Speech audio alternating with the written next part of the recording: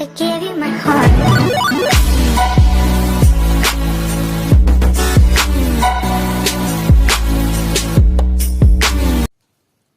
नमस्कार दोस्तों, मेरा नाम है विवेक और आप देख रहे हैं केमिस्ट्री विद विव, जिसमें हम आज जेईई मेन सितंबर 2020 में आए हुए थर्मोडायनेमिक्स के कुछ क्वेश्चन देखने वाले हैं।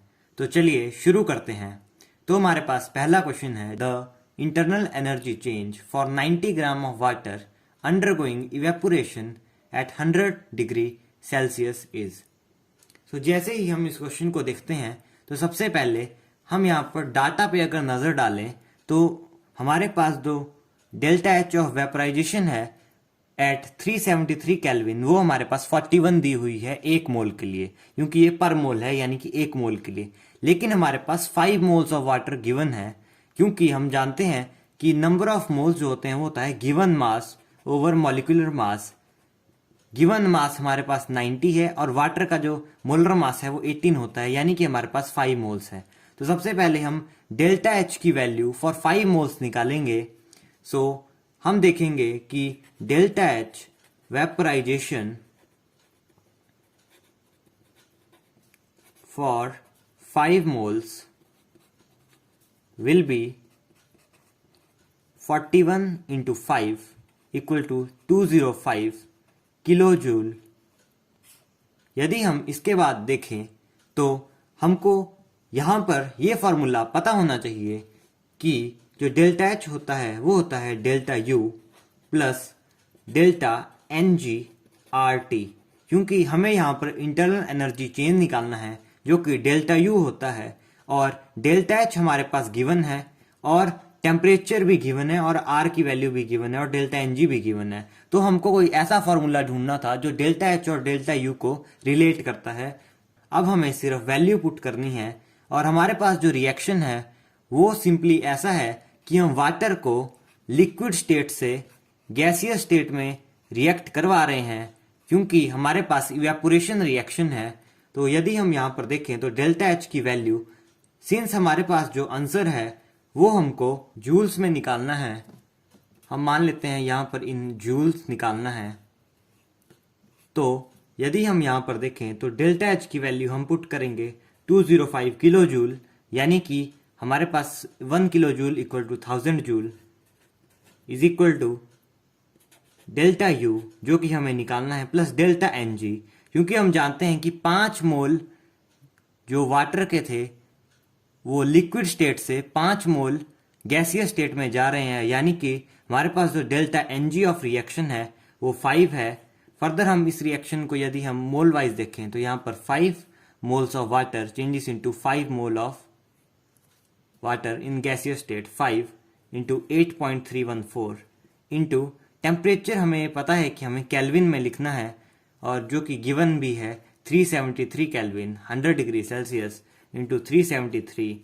तो जब हम यहाँ पर सॉल्व करते हैं तो इसकी जो वैल्यू हमारे पास आएगी वो आएगी 15505.61, और जब हम इनको सब्ट्रैक्ट करेंगे तो हमारे पास जो आंसर आएगा वो आएगा 189494.39 जूल।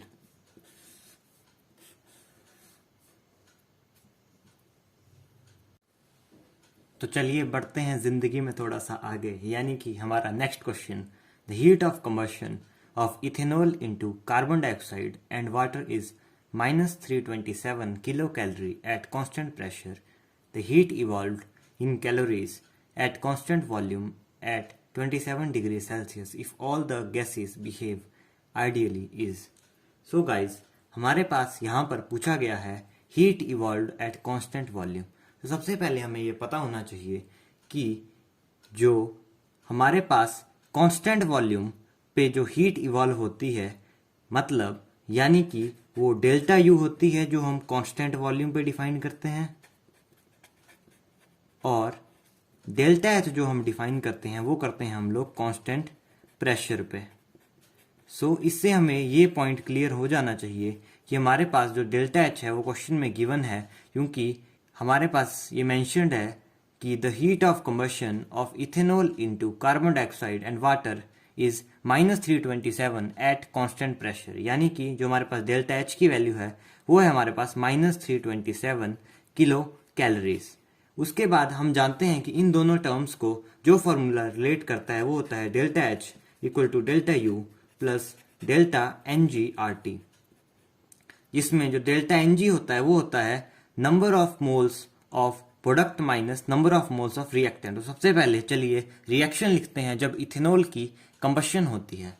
तो हम जानते हैं कि इथेनॉल होता है C2H5OH प्लस हमने कंबशन करवानी है यानी कि ऑक्सीजन के साथ रिएक्शन करवानी है, जिससे हमें मिलेगा CO2 प्लस वाटर।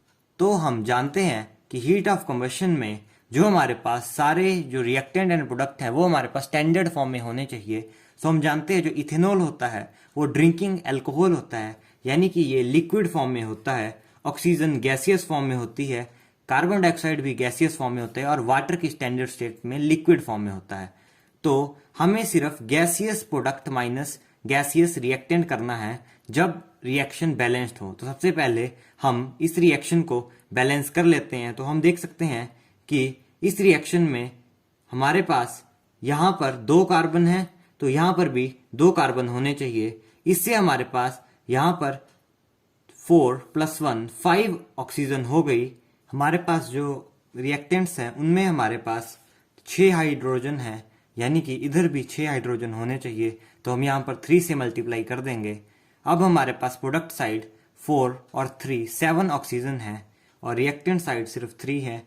तो यदि हम यहाँ पर 3 से मल्टीप्लाई करते हैं तो हमारे पास यहाँ पर भी 7 ऑक्सीजन हो गई, यहाँ पर भी 7 ऑक्सीजन हो गए और जो हमारी ये रिएक्शन है वो बैलेंस हो चुकी है। अब हम डेल्टा एन जी की वैल्यू निकाल सकते हैं। तो डेल्टा एन जी की जो वैल्यू आएगी वो आएगी number of moles of product minus number of moles of reactant, वो भी सिर्फ गैसियस वाले, यानी कि जो डेल्टा एन जी की वैल्यू है वो आएगी 2 - 3 इज इक्वल टू -1। सो यदि हम बस वैल्यू पुट करें तो हम जानते हैं कि डेल्टा एन जी की वैल्यू -1 आ चुकी है। डेल्टा यू की वैल्यू हमको निकालनी है, तो डेल्टा यू -1, आर की वैल्यू हमारे पास 2 दी हुई है क्योंकि कैलोरीज में हमारे पास डेल्टा एच की वैल्यू है। टेम्परेचर की वैल्यू हमारे पास 27 डिग्री सेल्सियस यानी कि 300 केल्विन है और डेल्टा एच की वैल्यू जो हमारे पास गिवन है वो है -327,000 क्योंकि हमको कैलोरीज में आंसर निकालना है और 1 किलो कैलोरी में दिया हुआ है।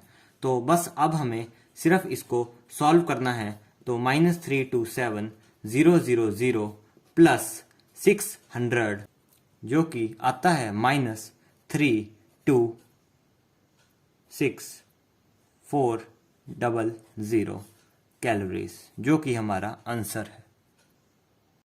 तो आइए बढ़ते हैं जिंदगी में थोड़ा सा और आगे। For 1 mole of ideal gas which of the following statement must be true. तो हमारे पास 4 स्टेटमेंट्स दी गई हैं ABCD, जिनमें हमें बताना है कि इनमें से कौन सी स्टेटमेंट ट्रू होनी चाहिए।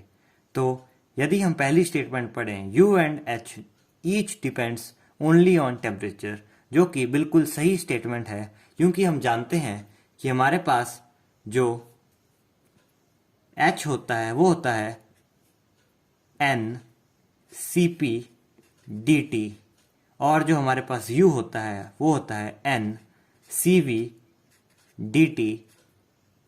सो हम देख सकते हैं कि दोनों ही जो H एंड U हैं वो हमारे पास टेम्परेचर पे डिपेंड करते हैं। हम जानते हैं कि जो H हम डिफाइन करते हैं वो करते हैं हम कांस्टेंट प्रेशर पे और इंटरनल एनर्जी U हम डिफाइन करते हैं एट कांस्टेंट वॉल्यूम पे। सो हमारे पास जो A स्टेटमेंट है वो ट्रू है।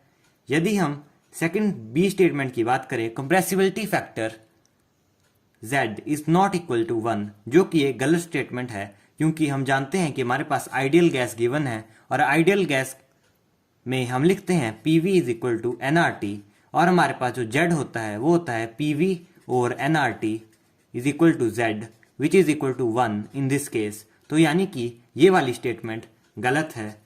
यदि हम C स्टेटमेंट की बात करें तो हमारे पास जो स्टेटमेंट है वो है CP molar minus CV molar is equal to R, जो कि सिंपल सा एक्सप्रेशन है जो कि हम थर्मोडायनेमिक्स में पढ़ते हैं, यानी कि ये भी हमारे पास ट्रू है। यदि हम डी स्टेटमेंट की बात करें कि du equal to C V D T for any process, since हमारे पास 1 मोल दिया हुआ है, तो जब हम यहाँ पर n की वैल्यू 1 पुट करेंगे तो जो du है या du है उसकी वैल्यू यही आएगी C V D T. du just represent here small change which is equal to C V D T, यानी कि ये वाली स्टेटमेंट भी ट्रू है, यानी कि हमारे पास ए सी डी स्टेटमेंट ट्रू है, यानी कि हमारे पास जो आंसर होगा वो होगा ऑप्शन नंबर 1। तो आइए बढ़ते हैं जिंदगी में थोड़ा सा और आगे। For a dimerization reaction 2A give rise to A2 gaseous at 298 kelvin, delta U की वैल्यू गिवन है, डेल्टा S की वैल्यू गिवन है, then the value of delta G will B.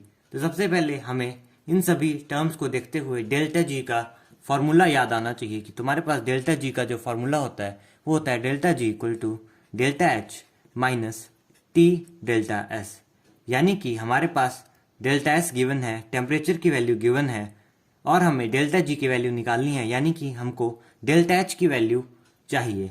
और डेल्टा H की वैल्यू हम delta U से निकाल सकते हैं, क्योंकि हम जानते हैं कि हमारे पास एक फॉर्मूला होता है delta H is equal to delta U plus delta NG/RT।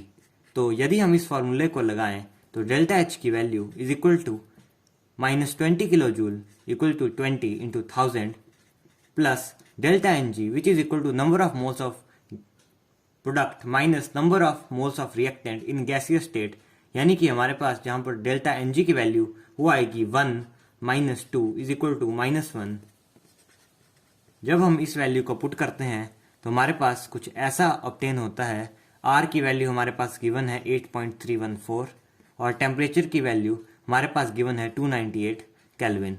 जब हम इसको सॉल्व करेंगे तो हमारे पास जो डेल्टा H की वैल्यू है वो आएगी हमारे पास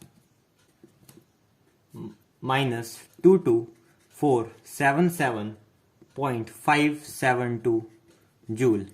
तो हम इस वैल्यू को अब यहाँ पर पुट करते हैं तो delta G is equal to -22477.572 minus temperature की वैल्यू 298 और डेल्टा S की value -30 joule per kelvin per mole. तो यानी कि जब हम इस एक्सप्रेशन को सॉल्व करेंगे तो हमारे पास जो वैल्यू आएगी वो आएगी हमारे पास -13537.572, जो कि हमारा आंसर है। सो गाइस बढ़ते हैं जिंदगी में थोड़ा और आगे। 5 moles of ideal gas at V1 volume 1 bar 298 Kelvin is expanded to the volume V2 into vacuum. The work done is. So ये तो वैसे काफ़ी आसान क्वेश्चन है, लेकिन इसमें गलती होने की चांसेस है अगर कोई बच्चा वैक्यूम वर्ड को स्किप कर देता है। तो हम जानते हैं कि हमारे पास जो वर्क डन का फॉर्मूला होता है वो होता है P external into delta V with a negative sign, क्योंकि हम जानते हैं कि यहाँ पर एक्सपेंशन हो रही है और एक्सपेंशन के लिए हम ये फार्मूला यूज़ करते हैं। तो हम यहाँ पर देख सकते हैं कि जब हम V1 टू V2 वॉल्यूम लेके जा रहे हैं तो जो एक्सटर्नल हमारे पास मीडियम है वो वैक्यूम है, यानी कि वैक्यूम का जो प्रेशर होता है वो ज़ीरो होता है। तो हमारे पास जो वर्क डन होगा वो ज़ीरो होगा, since P external is equal to zero, क्योंकि हमारे पास वैक्यूम है। तो इस वजह से इस जो क्वेश्चन है उसका आंसर होगा ऑप्शन नंबर सी। सो आइए बढ़ते हैं अपने अगले क्वेश्चन की तरफ, जो कि आज का लास्ट क्वेश्चन है और ये क्वेश्चन जेईई एडवांस 2020 का क्वेश्चन है। ये एक कॉन्सेप्ट बूस्टर क्वेश्चन है। तो इसमें हम देख सकते हैं हमारे पास गिवन है in thermodynamics the PV work is given by work is equal to minus integration of P external dV for a system undergoing a particular process. Work is equal to minus integration of dV RT over V minus B minus A over V square. तो यदि हम इस question को ध्यान से देखें तो हम यहाँ पर देख सकते हैं कि यहाँ पर हमने जो P एक्सटर्नल की वैल्यू है वो ये सब्स्टिट्यूट की हुई है जो कि हम जानते हैं कि ये वंडरवाल इक्वेशन से डिराइव की जाती है, क्योंकि हमें यहाँ पर वंडरवाल कांस्टेंट ए और बी साफ साफ दिखाई दे सकते हैं।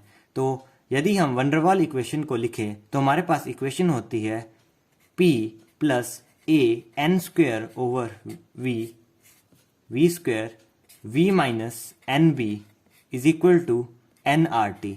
यदि हम इस इक्वेशन को 1 मोल के लिए लिखें तो हमारे पास जो इक्वेशन आएगी वो आएगी p plus A over V square v minus B is equal to R T.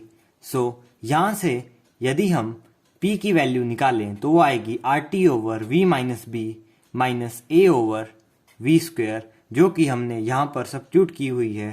तो यानी कि जो ए स्टेटमेंट है वो ट्रू है, क्योंकि यहाँ पर बोला गया है this equation is applicable to a system that satisfy the van der Waals equation, जो कि बिल्कुल सही है। यानी कि ए स्टेटमेंट हमारे पास बिल्कुल सही है। यदि हम अगली स्टेटमेंट्स की बात करें तो उसमें लिखा हुआ है process that is reversible and isothermal, process that is reversible and adiabatic, process that is irreversible and at constant pressure. So यदि हम ए स्टेटमेंट पे गौर करें तो हमने ए स्टेटमेंट में वंडरवाल इक्वेशन फॉलो की, जिसमें हमने जो प्रेशर लिखा ये प्रेशर ऑफ गैस है, और हमने प्रेशर ऑफ गैस को P एक्सटर्नल के बराबर सब्स्टिट्यूट किया इस इक्वेशन में, क्योंकि यहाँ पर P एक्सटर्नल था और हमने वंडरवाल इक्वेशन से प्रेशर ऑफ गैस निकाला और वो P एक्सटर्नल की जगह सब्स्टिट्यूट करा। यानी कि हम ये जानते हैं कि P gas equal to P external only in case of reversible process. ये हमारे पास बेसिक कॉन्सेप्ट है कि जब हमारे पास pressure of gas is equal to external pressure होता है तब हमारे पास जो प्रोसेस होती है वो प्रोसेस रिवर्सिबल होती है। यानी कि ये इरिवर्सिबल वाली ऑप्शन तो साफ साफ गलत है। अब यदि हम बी और सी स्टेटमेंट की बात करें तो यहाँ पर लिखा हुआ है process that is reversible and isothermal, process that is reversible and adiabatic. तो हम देख सकते हैं कि हमने सिंस यहाँ पर बोला हुआ है द प्रोसेस इज आइसोथर्मल, तो जब हम यहाँ पर इंटीग्रेशन करेंगे तो हम यहाँ पर टेम्परेचर को कांस्टेंट रख देंगे। बेसिकली ये फर्क नहीं पड़ता कि ये प्रोसेस आइसोथर्मल हो या एडिबैटिक हो, जो मेन कंडीशन वो होती है कि जो प्रोसेस है वो रिवर्सिबल होनी चाहिए। इसलिए जो इस क्वेश्चन का आंसर होगा वो होगा ए, बी एंड सी, क्योंकि ये एक मल्टीपल ऑप्शन करेक्ट वाला क्वेश्चन था। तो बेसिकली इस क्वेश्चन में हमने रिवर्सिबल प्रोसेस की कंडीशन को देखा कि जब हमारे पास रिवर्सिबल प्रोसेस होती है तो हम प्रेशर ऑफ गैस को एक्सटर्नल प्रेशर के बराबर सब्स्टिट्यूट कर सकते हैं, और reversible process infinitely small steps में होती है, इसलिए हमने इंटीग्रेशन की हुई है।